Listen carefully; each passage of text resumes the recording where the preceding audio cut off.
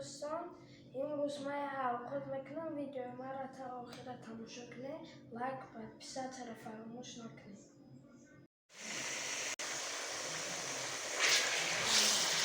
در اینجا یکم گوشت می‌دوزیم. بمونده در کره پیاز، سبزی، کارتوشکا.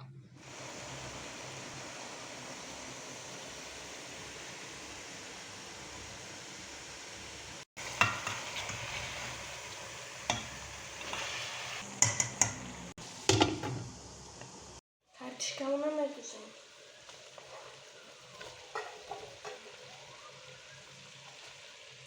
کم ترک می‌ستیم 5 minut پس می‌کنیم.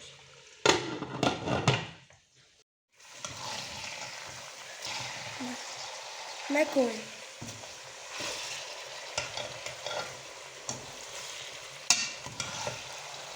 از این چیزناک می‌دوزیم.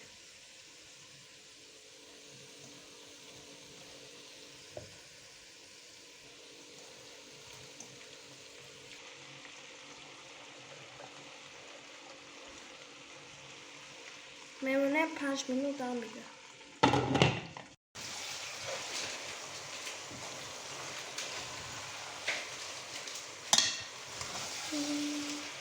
میمونیمش دام میگیره یکم تر آش میدوزیم. در خودمون آب میدوزیم.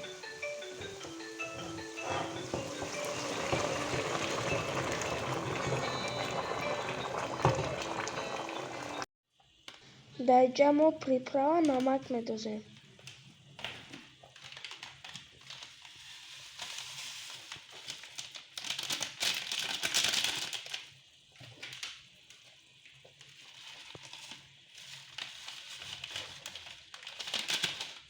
میمونه میجوشه 20 minut. در لبو پس نوش هم میدوزیم.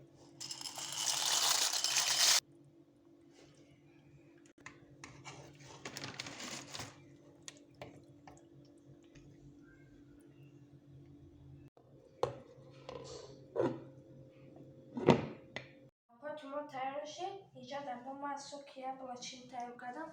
Приятного аппетита!